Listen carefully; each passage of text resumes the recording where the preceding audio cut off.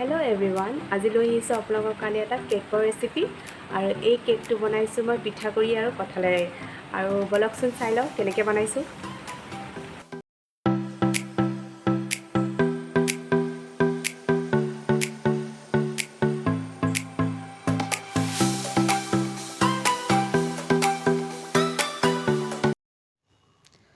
কঁঠালখিনি আমি চেকি লৈছোঁ ধুনীয়াকৈ গুটিখিনি আঁতৰাই লৈছোঁ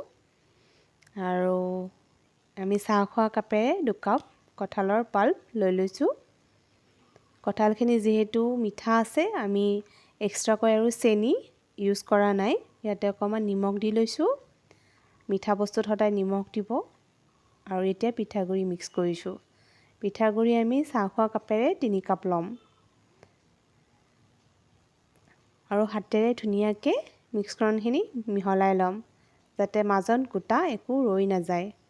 আপুনি হেতা বা চামুচ ইউজ কৰিব পাৰে দেখিছেনে এয়া কেকৰ বেটাৰটো যেনেকুৱা হয় না ঢিলা না টান ধুনীয়া হৈছে এতিয়া আকৌ এইখিনি আমি চেকি লৈছোঁ যাতে মাজত কোনো আচাৰ ৰৈ যোৱা নাই এয়া হৈ গ'ল আৰু এইখিনি আমি এতিয়া ৰেষ্ট কৰিবৰ কাৰণে থ'ম প্ৰায় 1 ঘণ্টা সময় আমি ইয়াক ৰেষ্ট দিম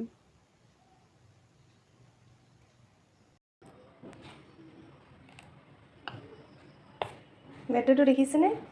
একদম ঢিলা হ'ব নালাগে আৰু একদম টানো হ'ব নালাগে এইটো পাৰফেক্ট কনসিস্টেন্সি ঘৰত যদি আপোনালোকৰ সিমাৰ নাই তেতিয়াহ'লে চিন্তা নকৰিব কুকাৰ এটা লৈ ল'ব আৰু এনেকৈ যে আপোনালোকৰ বাটি থাকে এইটো এনেকৈ বহাই দিব আৰু তাতে আমি কেক বাটাৰ লৈছোঁ ইয়াতে আমি গ্ৰীজ কৰি ল'ম আৰু বাটাৰখিনি আমি ঢালি ল'ম 1 চামুচৰ সমান আমি বেকিং পাউডাৰ দিছোঁ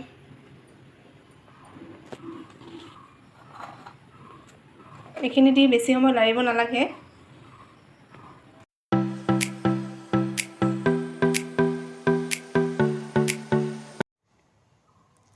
বেটাৰখিনি ঢালি লৈ অকণমান টেপটেপাই দিব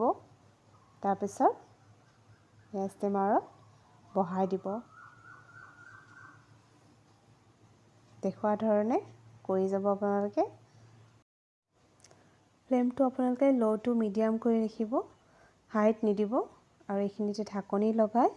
30 পৰা 40 মিনিটৰ ভিতৰত আমাৰ কেক ৰেডি হৈ যাব তো ষ্টিমত বনোৱা কেক আপোনালোকে কেনে পালে জনাব দেখিছে নহয় খুব ধুনীয়া হৈছে খাবলৈ বিৰাট ধুনীয়া হেলদি হৈছে ফ্লাপি হৈছে আৰু এইটো আপুনি গৰমে গৰমে চাহৰ লগত পৰিৱেশন কৰক আৰু আমাক জনাওক পিঠাগুড়ি আৰু কঁঠালেৰে বনোৱা কেকটো আপোনালোকে কেনে পালে জনাবলৈ নাপাহৰিব আৰু চাই থাকিব মোৰ ভিডিঅ'বিলাক যদি ভাল পাইছে লাইক কমেণ্ট এণ্ড ছাবস্ক্ৰাইব কৰিবলৈ নাপাহৰিব আজিলৈ আহিছোঁ বাই বাই